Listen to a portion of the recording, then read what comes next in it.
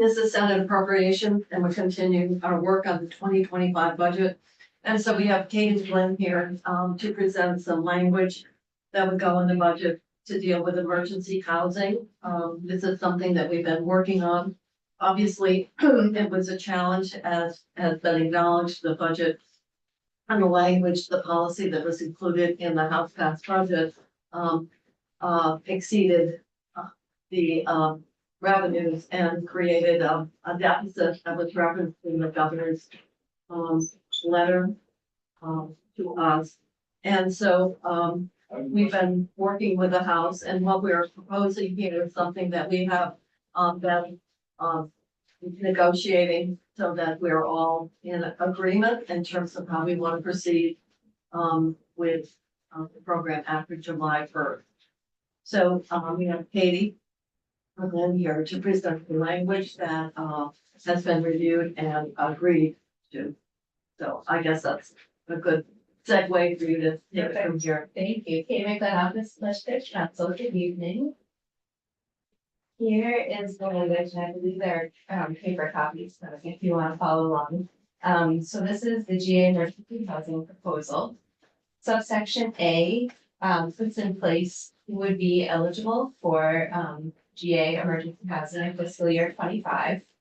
It includes a household with a member who is 65 years of age or older, has a disability that can be documented in numerous ways, including receipt of SSI or SSDI, a form developed by the department.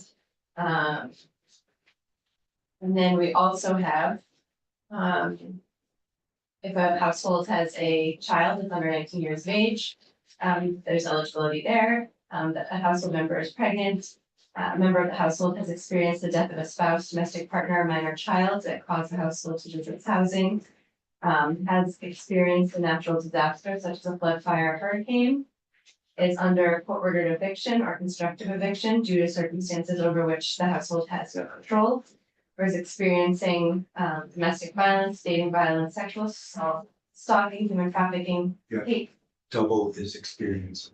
Oh, I sure do. Thank you. The editors have gone home. Let's see where am I? Sorry. Thank you, thank you. Let's see, hate violence or other dangerous or life-threatening conditions that relate to violence against the individual or household member that cause the household to lose its housing. And so that's eligibility. Then subsection B, we have the maximum number of days that a household could receive the benefit. So here it would be 80 days for a 12-month period.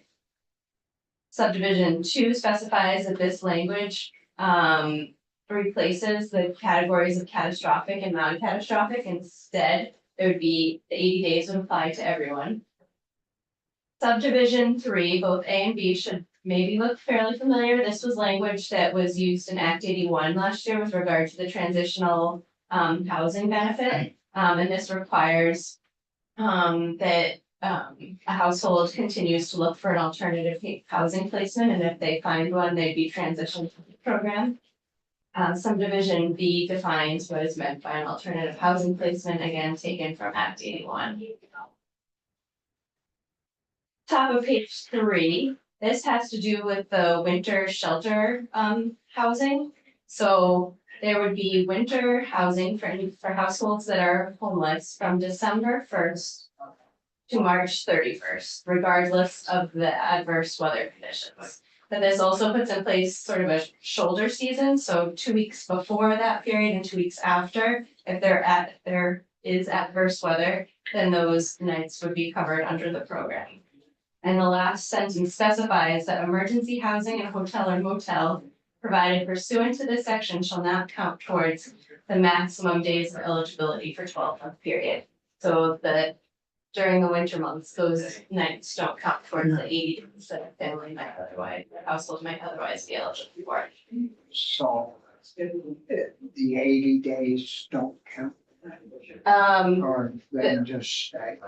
So if a household is utilizing the winter housing, yeah, if they're housed in December, the nights that they use in December wouldn't count towards their 80 days if they're eligible for the 80 days.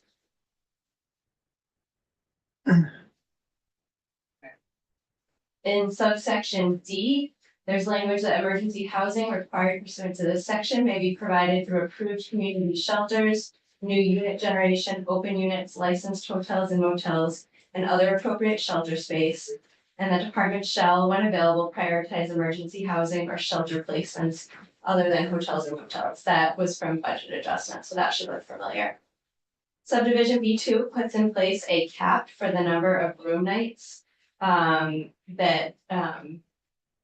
number of rooms per night that DCF can provide housing. So we have language first in the first sentence about the winter housing and adverse period. The utilization of hotel and motel rooms pursuant to this section shall be capped at 1,300 rooms per night during the emergency winter housing period and adverse weather condition nights. Otherwise, beginning on September 15th of this year, the utilization of hotel and motel rooms shall be capped at 1,000 rooms per night. Then in subsection E, there's language about case management services that these services provided by case managers who are either employed by, under contract with the agency or reimbursed by an agency funded grant their responsibility shall include assisting clients with finding appropriate housing. A question on to the room, that's kind of like a budgetary or maybe procedural cap that basically means they want, even if there was 1,400, it'll just stop it once they place people in 1,300. Yes. And that was not something that originally came out. This is something that was proposed to us, and we're as part of getting to an agreement on how we want to see it. Maybe we'll go to page 4 now. Yep, page 4, subsection F. This directs DCF to do rulemaking, and it authorizes emergency rules because by July 1, they won't have time to go through a permanent rulemaking process. So this directs that emergency rules shall have been deemed to meet the emergency rulemaking standard, and this process will go on while permanent rules are pending. In subsection G, this is reporting language that you had in the BAA. It asks for a reporting that is similar to that that you had for the transitional program that has continued so far through the end of the fiscal year, and this language would continue that language, that reporting, monthly reporting, on into the next fiscal year. Subsection H, this is also language you had in budget adjustment, that for temporary emergency housing provided in a motel or hotel beginning July 1 and thereafter, DCF shall not pay for a hotel or motel establishment more than the lowest advertised room rate and not more than $80 per room to shelter a household experiencing homelessness. Subsection I, this is a list of rules that apply to a hotel or motel that is participating in the program, including being a licensed lodging establishment, complying with fire and building safety codes. In subsection J, the department may work with either a shelter provider or community housing agency to enter into a full or partial facility lease or sales agreement with a hotel or motel provider. And any facility conversion under this section shall comply with the Office of Economic Opportunity Shelter Standards. Also from BAA in subdivision 2, if DCF determines that a contractual agreement with a licensed hotel or motel operator to secure temporary emergency housing capacity is beneficial to improve the quality, cleanliness, or access to services for those households temporarily housed in the facility, the department shall be authorized to enter into such an agreement in accordance with the per room rate identified. However, in no event shall such an agreement cause a household to become unhoused. Subsection K, the amount appropriated to implement this section, not more than 500,000, shall be used for security costs. And then we have definitions of community-based shelter used in this section and households. And then there is a second section being added about, General Assistance Emergency Housing Task Force. This is a task force that has been lifted from H 879, and with modifications. So this creates a group to provide recommendations to the General Assembly regarding a statewide and local operation and administration of, the General Assistance Emergency Housing. And then we have the membership of this group. I can go through it all, but I'm not sure. Do you want me to move a little faster? No, I just want you to know that, there was one change that was asked of us, and that was to have, two representatives with lived experience and to be appointed by the speaker and the pro tem. So just one of them. The change from the bill. From the From, in the discussions with the folks from the other body, that was an addition. That was, that's not in the bill. H. it's right there. That's right here. Well, no, I see it, but- Is it in H 79? It very well may have been. It was a pretty long list and it had been cut Five down. people from the number two, and that Yeah. was going to include lived experience. Okay. So, this was to make the size and, we were trying to look at having a work, group that, was not so large that work couldn't be conducted. So, that was added in the last half hour. But you haven't got too many people on there that paying the bill. Well, you have the, commissioner of DCF and you've got the housing and community development. But yes, And the deputy commissioner. and the deputy commissioner. That's 3 people. that- We do not have legislators on and, did not feel that for that work that was necessary. So let's keep going here on what the task force does. They're just gonna give recommendations to the general assembly. If they come in one-sided,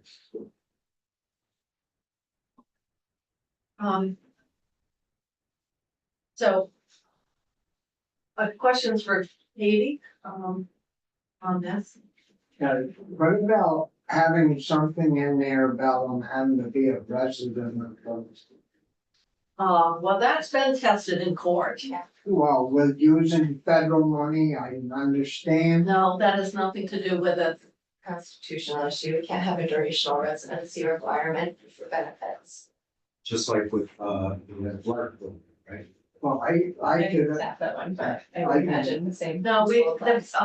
the most recent, test of that was when we put in the, VHAB program. And there was a racial requirement for eligibility. That was appealed and, under the Constitution, the individual only has to make a statement of intent to reside. But there's no durational requirement. So, that's pretty And you're high. registered, but I could see if we were using money from the federal government, but I understand this is all our money out of the general fund. And that's a way different than Washington sending us a truckload of money and we're just, throwing it in the air to get rid of it. But, I mean, we're talking millions and millions here. If you've got 1,300 beds at $80 each. well, We're talking about some serious money.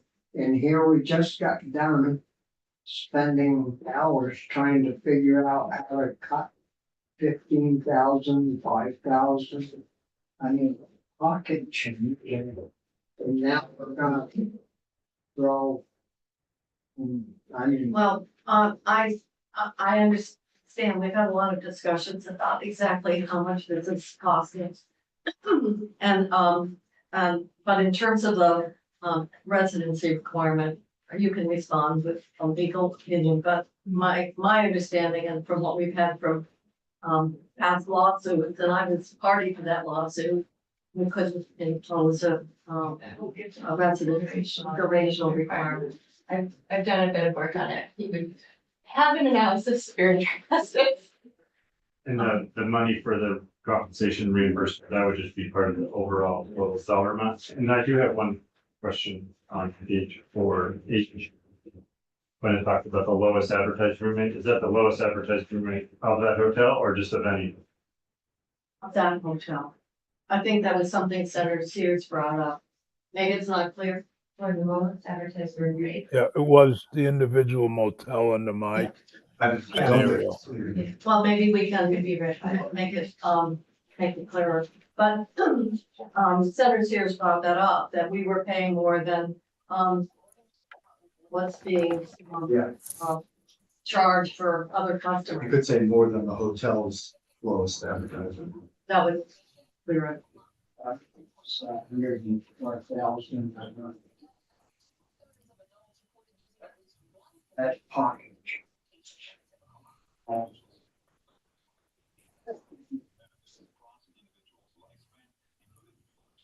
Other questions? Then this whole thing goes in, It does. With the money that's there. And I would just like to It's the money yes, we have there. yes. And I will just indicate that this is for fiscal year 2025. And if you remember what we've done through the budget, we have 20 million contingent appropriation. We have 16.5 one time. So, we are starting, what? We have 7.2 for emergency shelters, and then we have 7.5 million in the GA base. So you have got 36.5 million in one-time money. And so this is a program that under GA, before we had COVID, there was no special allocation for housing, it was just part of the GA program. So we're gonna be spending, and don't forget, there's also in the OEO appropriation, 25 million for support services for housing. So we have in this budget about Over 50 million dollars. 51. And we have a program that is going to have to be looked at very carefully because the sustainability into the future and how we move, and that's one of the requirements of the task force, is look at strategies to provide alternatives to motel and hotel rooms. But the fact of the matter is, we're continuing the program with these parameters on one-time money, and as we said, next year, we're not sure that we're going to be Have the one time. and we're gonna have the one-time spend. And so this is how we're hoping to make this transition from what got created to deal with the pandemic and has morphed into a very large housing cost center. So Jennifer, so I'm assuming that was part of the negotiation, take that 51.7 million to make the contract that cost that. So that's basically what we're saying. yeah. So, and obviously the money that we're spending here is coming at the cost of other low-income Vermonters. And I'm once again back to the reach-up families. This budget does not include any money to increase. So we are, we would be able to probably increase the regular reduction or get rid of it. This is So this is 18 million. this is not an inexpensive alternative or response. So from a budgetary perspective, this is a combination of very relative to what it has been, the 7.5 million in GA is in the base. And the 7.2 is developing emergency. So with that, we're operating within that revenue, construct, but a very significant portion of this is one time. So, Madam Chair, Senator Sears has. yeah, I'm sorry, Senator Sears. Yeah, I just wanted to comment that, it's disappointing. And I think we're darned if we do and darned if we don't in this area. We have to deal with with the actual crisis in our communities and around the state. But this is a national problem. And as Senator Starr mentioned, there is no federal help. And I think it's an abdication of the responsibility of the federal government to not provide monies. This is not just in Vermont. I read papers from all over the country. I read information from all over the nation. Particularly New York, Massachusetts are in crisis. Same problem, and our federal delegation needs to be aware of this. I would hope that the speaker and the pro tem or some other group can write them. But I think it was disappointing this morning to read an article regarding our efforts to increase low income housing and other housing options. It seems like there's a disconnect between the need for the housing and those who are in other committees working on other bills. And I'm really disappointed in what I read this morning in the Digger in 7 days. So I just need to comment on that because there is a connection and our work should be joined and not separated. So hopefully the federal government will provide some assistance to the states in dealing with this crisis because in my area, it's a border thing. And people are caught in the middle. It's not their fault. So I wish I had a simple solution, and but we need to work together, not separately, on this housing crisis that we're in. And I don't get that feeling just Well, based on news articles. And I know you can't always trust the news articles, but they we have certainly some paint a reporters picture. here, so I'm sure they're taking your comments to heart. Well, I hope so because it's disappointing to me. Then personally, you had a question? Yeah, so the 80 days Mhm. is for everybody, Yes. not just some subset. So no That's- matter what your disability or, So, and then what do we do with when that starts? It's gonna start July 1st. The eligibility criteria is in there. Yeah. Right, but for the 80 days, Yeah, right, yeah. after 80 days, It's gonna- regardless. Right. we can Find out the answer.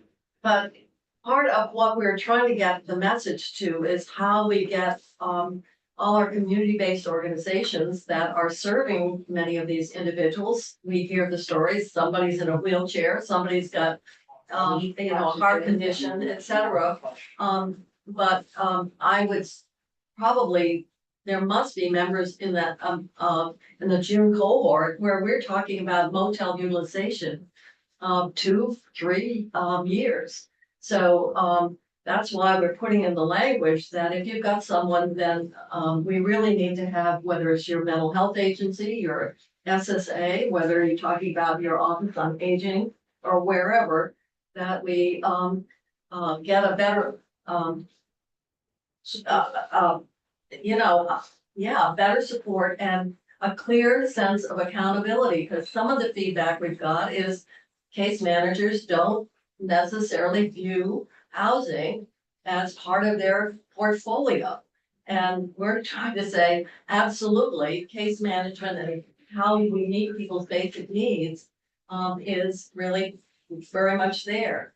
And you can see, we're giving $1 million to the food bank to feed people, and we're spending 50 million on motel rooms. So it's really very, it's a very difficult situation. I think all of us are feeling here. So this is what we have worked out to move us forward. And there's a lot of work ahead this year. And there are limitations, obviously, on the resources of the state. Some of it is the communities.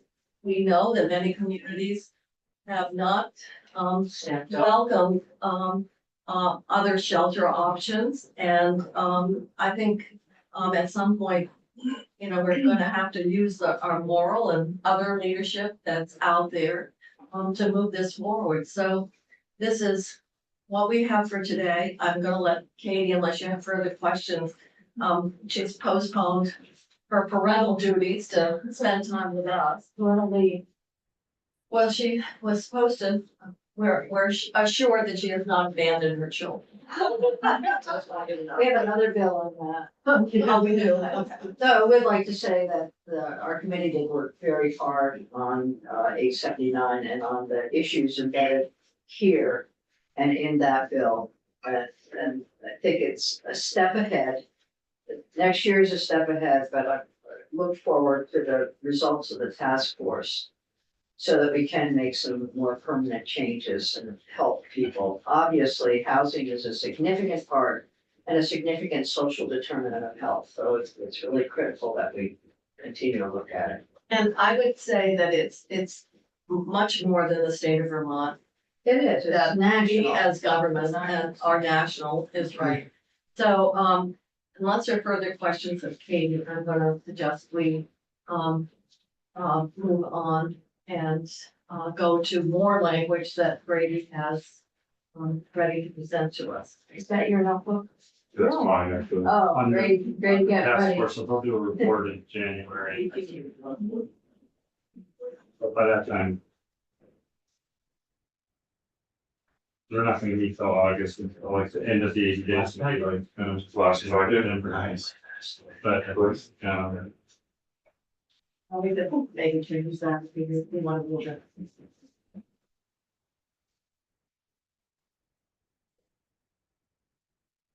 Oh, All right. what? Did you get who?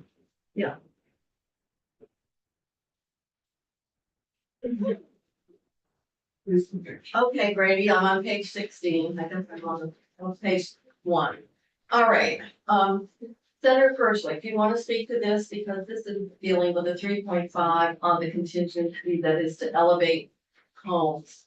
Yes, and Brady can explain the first chapter, why that's needed better than I can, but yeah, basically it's the $3.5 million that would be used in the program that's created in 310, the disaster mitigation fund, for FEMA approved.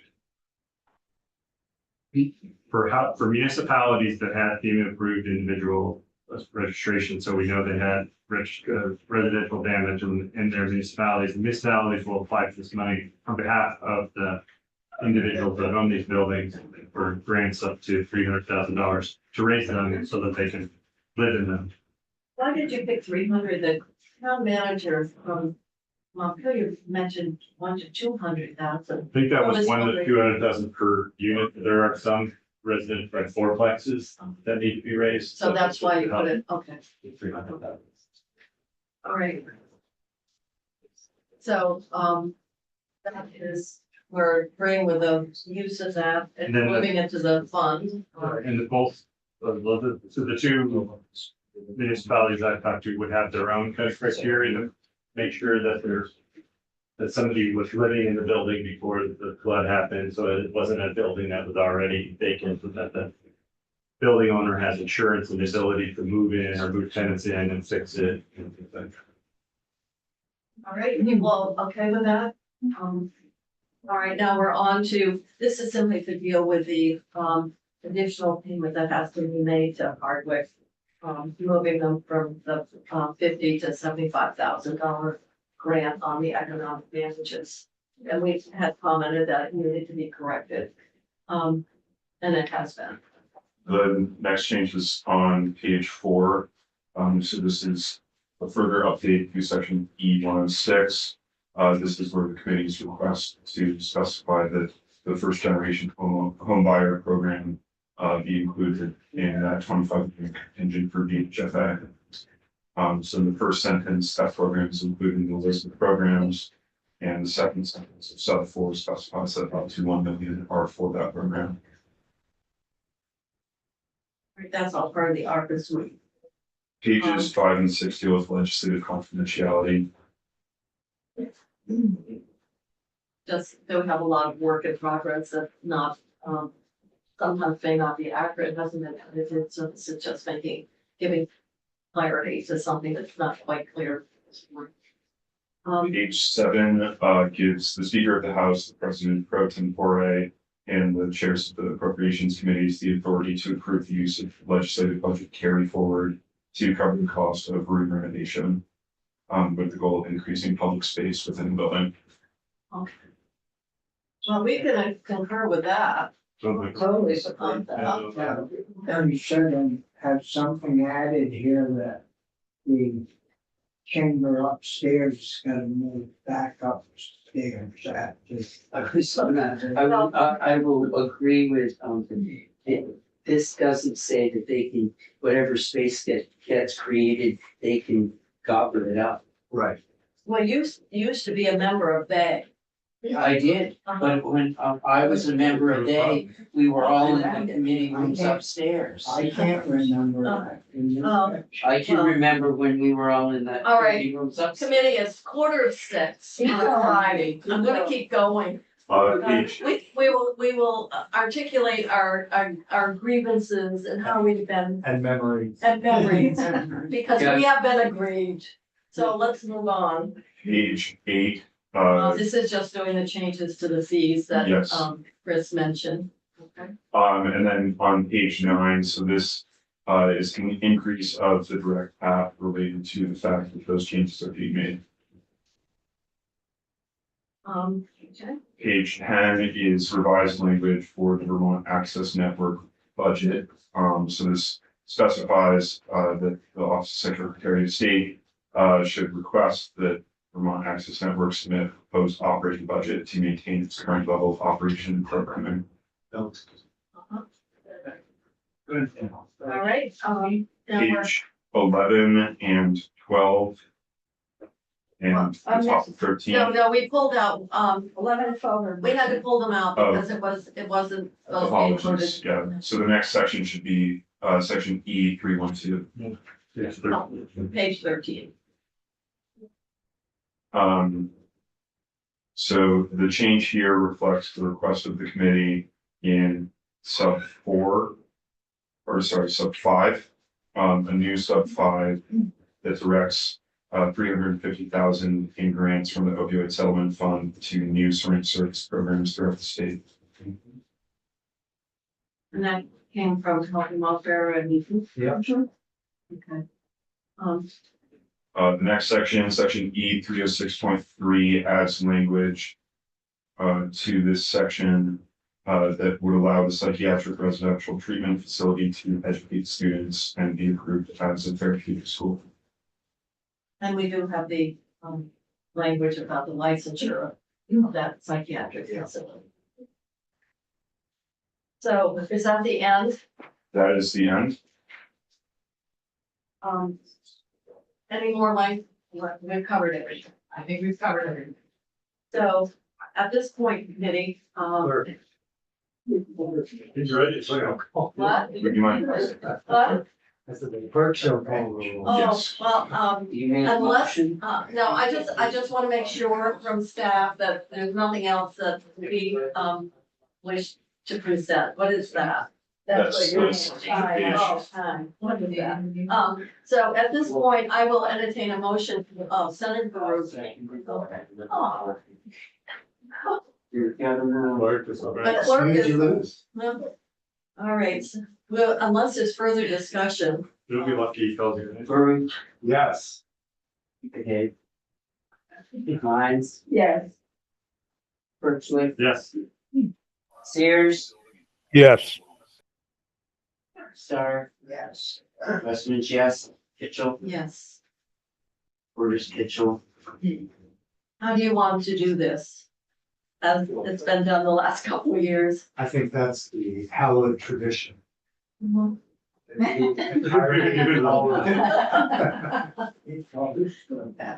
would too. Well, we could do both. Oh, we could go section by section and you'll be so, oh no. Oh, I think that All right. worked. So thank you, committee, this is, and thank you, staff, and thank you, folks from the administration who have spent their afternoon with us. We have, I think, done an awful lot of work, to get to this point and appreciate all the hard work that, people have put in to get us here. And so at this point, what we're going to do is, of course, get this into final form. And it will, be ready and it will be available on Monday. And, notice Tuesday, so we will be voting on Wednesday and Thursday. I'm assuming we'll do the same, all member caucus. Yeah. And, provide an opportunity for people to ask questions in a less formal way than on part of the session. So, thank you, Grady, and I think at this point, I am going to adjourn the meeting for